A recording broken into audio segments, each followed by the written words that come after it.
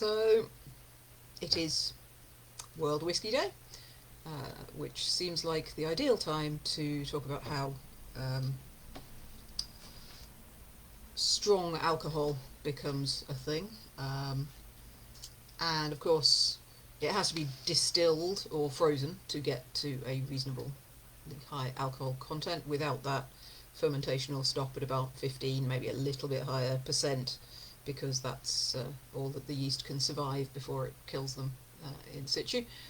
And it's hard to know about whether there's been much freezing going on. Logically, it makes sense that, there are places in Scandinavia that have been brewing alcohol forever and will have been putting it in temperatures where at least some of the water will have gone away. The end result is slightly different from freeze forming than it is from distillation, but there's no good evidence of it, unfortunately. But I bet it's happening quite a lot, quite early.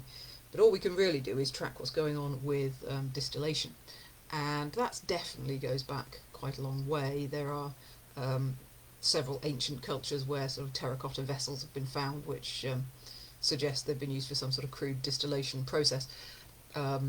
There's a 4th century lovely piece of artwork that shows a Egyptian Greek alchemist with some sort of distilling equipment. Again, these things are probably not for alcohol, though. These things are probably for making perfumes and essences. It's usually thought the first people who are deliberately distilling alcohol are Arab, North African scientists in the 10th century. But again, they're doing it for the chemistry. They're doing it because it's part of their alchemical processes rather than to have as a drink. If for no other reason, of course, that at that point that would be a teetotal culture. Although it's worth saying at this point they have no idea that all alcohols are the same substance, and indeed that's not what the word alcohol means back then. Alcohol originally, alcohol, is the same coal as eyeliner, coal, pencils. It just means the powder, and it's a powder used in processes of, proto-science, alchemy. And it kind of came to mean the essence of a thing, and that's why it's the essence of wine, the essence of grapes. There's no reason why that should be the same thing as the essence of grain, but they are both the alcohol of that thing. Even as late as 1672, alcohol is being described as an essence, quintessence, or spirit obtained by distillation or rectification, as in alcohol of wine is the essence or spirit of wine. And this, of course, is why you also call things spirits. They're spirits because spirit is used in the sense of the essence or the soul almost of the thing, and that's what you are creating. At that point you could still talk about the alcohol of an ass's spleen, because it just means the distilled essence of an ass's spleen, which is a lovely thought, isn't it? So yeah, it's not alcohol as a single consistent form. There are various sort of possible leads from there as to how any form of distillation of what we know as alcohol come into the Western world, come into Europe. And there are some which might or might not be. In the 12th century, Henry II's soldiers raid an Irish monastery and they take some drink which they say it burned their throats and got them very drunk.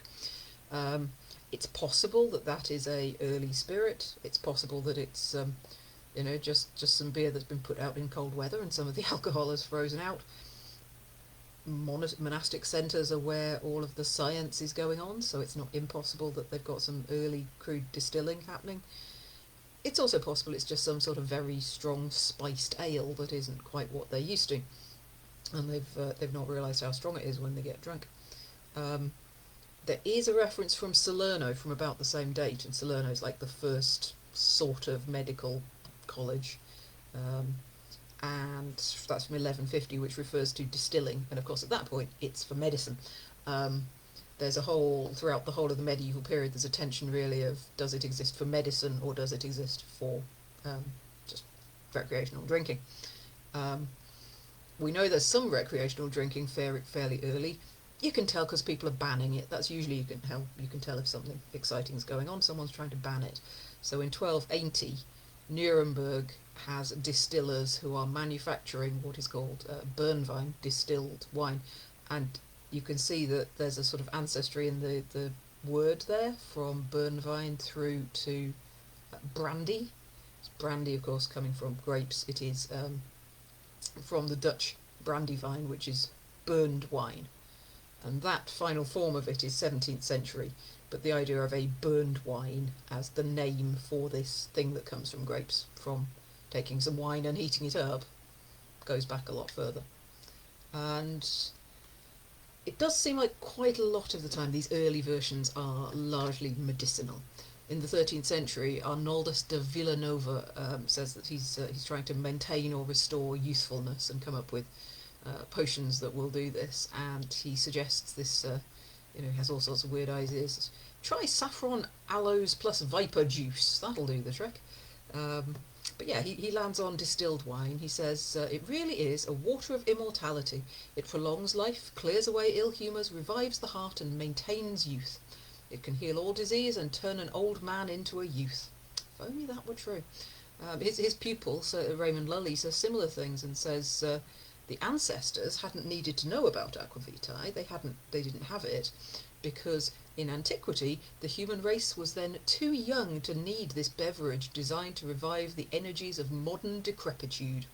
There's this sense that people in times past were just stronger and healthier and literally bigger actually than later generations of people, that the human race has sort of gradually declined even then.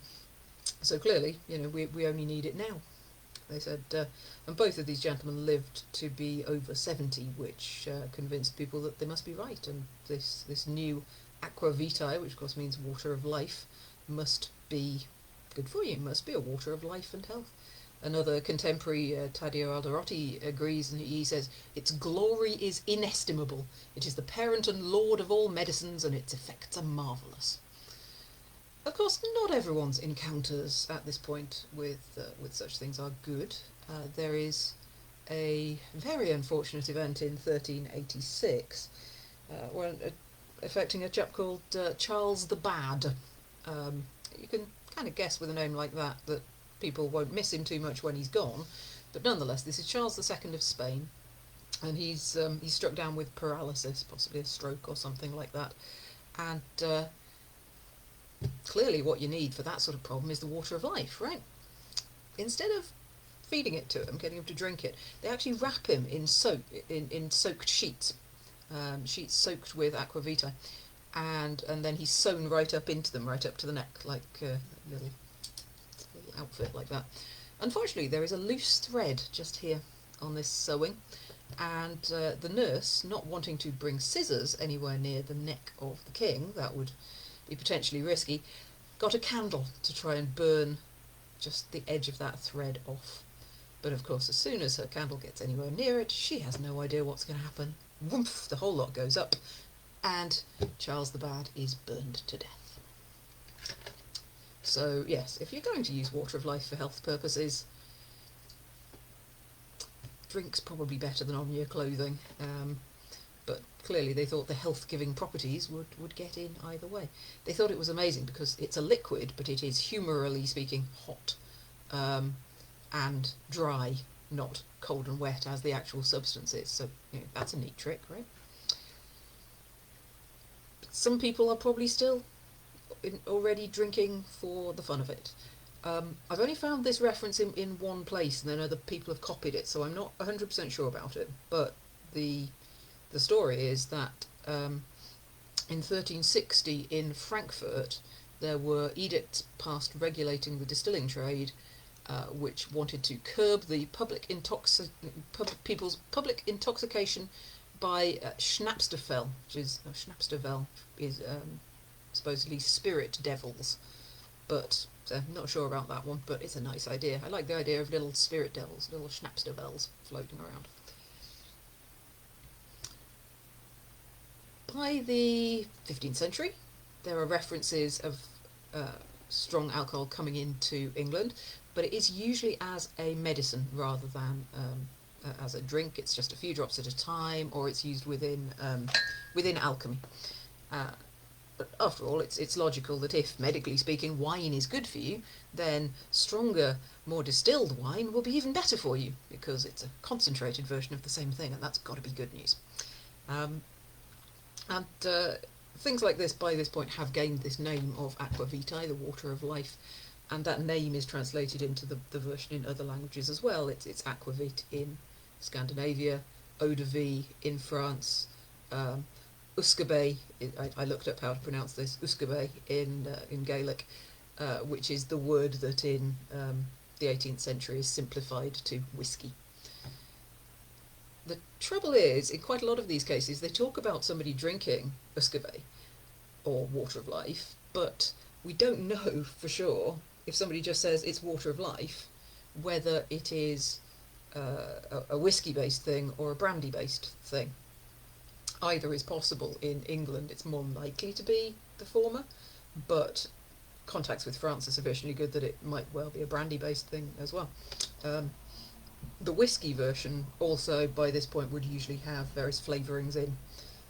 Just to confuse matters, it would quite often have raisins in, and of course they're made of grapes, so it's a confusing thing. By 1400, though, it is also starting to be used as a drink in this country. One of the problems might be, it would seem, that people don't necessarily realise how much stronger it is than things that they've had before. There's a record, and it's not written down till a fair bit later, but still, that one Richard that's another horrible Gaelic name that I don't have a clue to how to say. Anyway, a chieftain's son in 1405, who was recorded in a chronicle as dying after drinking water of life to excess. It was not aqua vitae to him, but aqua mortis. It's the water of death for him. But he probably just didn't know the limits of what you can drink safely of a whiskey type drink. Better to have small amounts. In 1478, there's a book published that says that half a spoonful per day will ward off all illness. Worth a try, right? Maybe. And yeah, it's humourally hot. So it depends who you are as to whether it's going to be good or bad for you, humourally speaking. You have to be careful when you are younger, particularly young men, youths, are often too hot already. They're hot-blooded, that's why they do all those rash things. So giving them extra heat through their strong alcohol is maybe not a good idea, which I think we can all agree with that. It's better, of course, to give it to old people who are naturally colder, although you do have to be rather careful, apparently.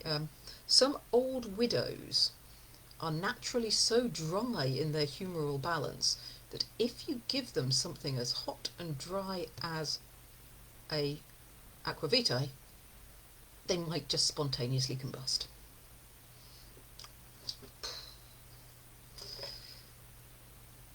But giving a little to a dying man would be thought a good thing. Even if they're still dying, it might give them the strength to say some final words.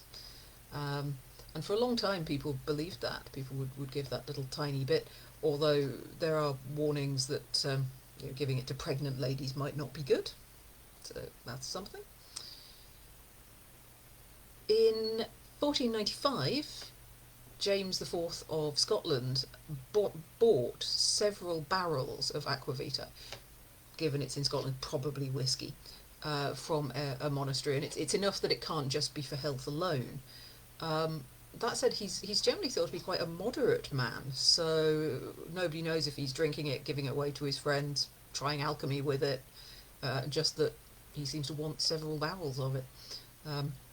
5 years later, he fits out a laboratory in Stirling Castle, and he gives it to the great distiller John Damien, where he makes what's called thrice drawn aqua vitae. So if it's been distilled 3 times, woof. But by that point, again, people are just buying it to drink. In July 1505, the Surgeons and Barbers Guild of Edinburgh get the public monopoly to distill and sell aqua vitae within the borough of Edinburgh. So there must be a market for it beyond a few alchemists and physicians at that point. In the same era, it's being controlled again on the continent.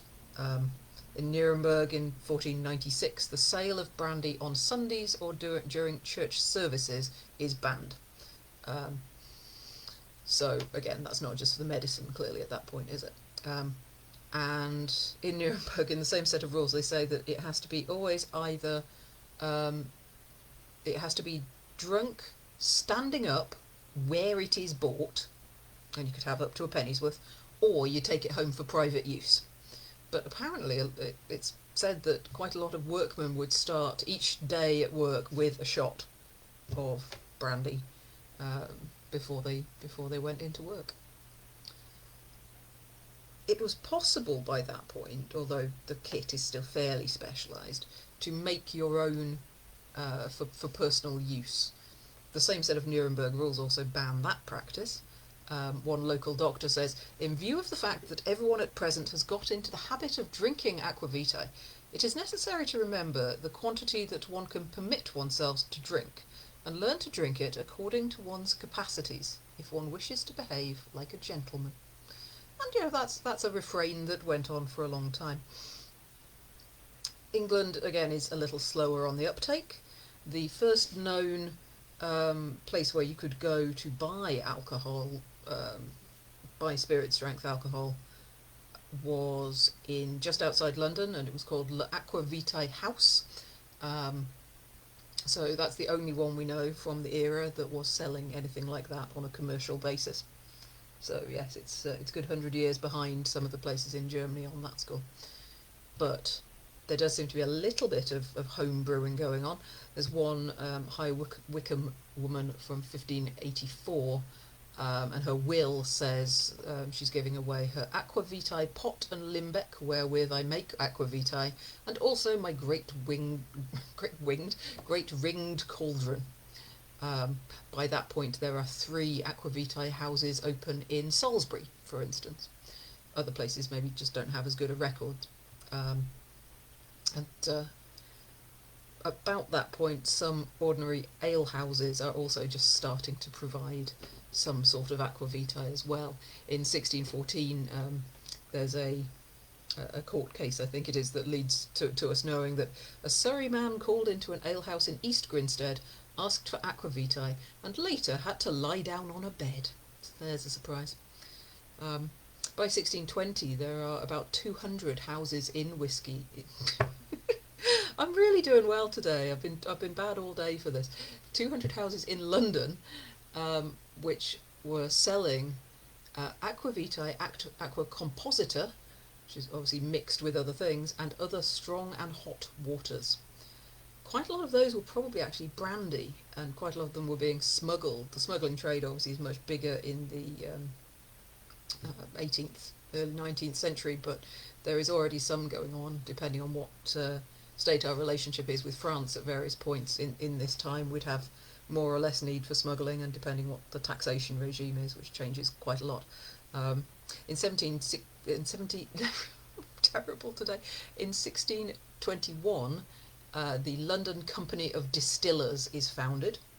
By that point, gin also exists, although it doesn't seem to initially find favour in this country until later in the late 17th century, as I think I talked about previously. But by 1637, critics are saying that many London distillers keep shops and drinking houses with liquor so heavy, so fierce and heady, that a pint will make half a score of men and women drunk. That's probably, they've become a livery company. They've suddenly started experimenting with having their own shops. But a pint will make 10 people drunk is still quite impressive, isn't it? A lot of the people drinking it are still thinking that they're doing it for the good of their health. Ralph Holinshed's Chronicles of England, Scotland and Ireland from 1577 says that the virtues of usquebae are that being moderately taken, it slows the age, cuts phlegm, lightens the mind, quickens the spirit, cures the dropsy, heals the strangulation, pounces the stone, repels gravel, pulls away ventosity, keeps and preserves the head from whirling, the eyes from dazzling, the tongue from lisping, the mouth from snuffling, the teeth from chattering, the throat from rattling, the weason from stiffing, no idea, the stomach from wombling, the heart from swelling, the belly from wincing, the guts from rumbling, the hands from shivering, the sinews from shrinking, the veins from crumpling, the bones from aching, the marrows from soaking, and truly it is a sovereign liquor if it be orderly taken. And this is all despite the fact that as an unaged, unfiltered whisky, it would be really quite harsh unless you'd mixed it with other drinks or with herbals and botanicals to try to keep the edge off. Nonetheless, the early 17th century, when the London distillers are starting off, is actually not a very advantageous time for anyone to be doing that in England. By the mid-17th century, you've got Puritanism and the Civil War for a start in the mid-17th century, and of course you're getting competition with other drinks. That's the century where tea and coffee and chocolate all come into the country as other viable drinks as well. So, you know, alcohol does have competition. Yeah. The other thing that is coming in as an option in the 17th century is I've lost a word. Is this new idea of rum. Now, rum is not new again because rum comes from sugarcane, and people have been distilling with whatever's to hand in different bits of the world for a very long time. Rice-based distilled drinks, if we were to look at the history of China and Japan, we'd find that rice-based aquavitaes go back a long way as well. So we know that a kind of drink mixed with made from sugarcane, distilling sugarcane, is mentioned in some Sanskrit texts from the 7th, 8th century. And the first bit we know that comes into Europe is when the king of Cyprus brings a gift with him of rum for the other royal dignitaries at the Congress of Krakow, which is 1364. Cyprus is producing sugar in the Middle Ages. Their drink is probably very, very different from later rums, but it is still technically a kind of rum, I suppose. But of course, the rum trade grows massively once the slave trade is on the go. And spirits are very useful as currency. If you're doing a trade between different points involving slaves and other goods, the thing about spirits is it takes up less space on board ship than wine does, and it's less likely to go off on board ship as well. So it becomes a favourite commodity amongst the African slavers, because you can ship it around from place to place, it won't go off, and yeah, you can always add some more water in the other end if you don't want it that strong. Even the guards who marched slaves across Africa in the 17th century were often paid in brandy. So brandy was very common. So brandy becomes a favourite commodity amongst the sellers. But as soon as they start going to the West Indies and making, again, I'm losing all my words today, and raising sugarcane, growing sugarcane, suddenly the easiest thing to do, of course, is to stop doing things in brandy and start dealing with the trade in rum. As by the mid-17th century, places like Barbados are huge sugar plantations manned by slaves. The cane and the equipment originally comes from Brazil, and in Brazil the Portuguese were already making something they called cane brandy. It's brandy but made with sugarcane. And this again was a very strong drink. So this idea of making cane brandy is taken to Barbados, and then in Barbados it is refined. And of course it's great from their point of view because they've got no use for that bit. It's making rum out of the byproduct, the molasses, that otherwise have no trade value at that time. So it's getting something from nothing from their point of view. Now this drink, this sort of refined cane brandy, is generally known as Kill Devil. It's that strong and that unpleasant. A chap called Richard Ligon lived in Barbados for a few years in the 1640s, and he says it's infinitely strong, but not very pleasant to the taste. The people drink much of it, indeed too much, for it often lays them asleep on the ground. And the planters sell it both for shipment, because it's going to keep so well, and also to other planters who don't have their own sugar works, but they like the taste of it and they drink a lot. So it does seem like all of the planters were permanently on the rum. In 1650, a new name happens for this what's described as a hot, hellish and terrible liquor. And the new name is rumbullion. And rumbullion is a name from its southern English dialect, and it means a fight, a brawl. And presumably that's because that's how people act when they've had too much rumbullion. They fancy a bit of rumbullion. And the slaves are pretty much encouraged to become dependent on it. It's a tool of social control, and it's also used as a medicine. So, you know, if you've had too much of it and you've got a headache, best thing to do is drink some more of it. And it really becomes the second currency of the slave trade, made the slave trade more profitable, and made it more self-sustaining because it's using its own surplus and byproducts. But they also, as I say, absolutely used it as medical. If you had a fever, logically in the humoral system, for that you would be wanting to take cold things, but actually with rum they started to having a fire to drive out fire approach, that this new hot substance could be so hot it would actually just destroy whatever was in your system, which is quite impressive. But again, doesn't really take off in England because it's too expensive to import compared to just getting brandy from overseas or Usquebaugh from Scotland or Ireland. So more or less it doesn't really take off in England, apart from in one place, which is of course the Royal Navy. And in 1655 rum becomes a substitute on the Royal Navy ships in place of beer, and soon becomes their preferred approach. Unfortunately, if you swap giving your sailors a gallon of weak beer for giving them half a pint of rum, it doesn't have quite the same effect on them. You get some very drunken sailors. So, you know, they started watering it down. Half a pint of rum with 2 pints of water might help you keep it down, but it's still half a pint of rum.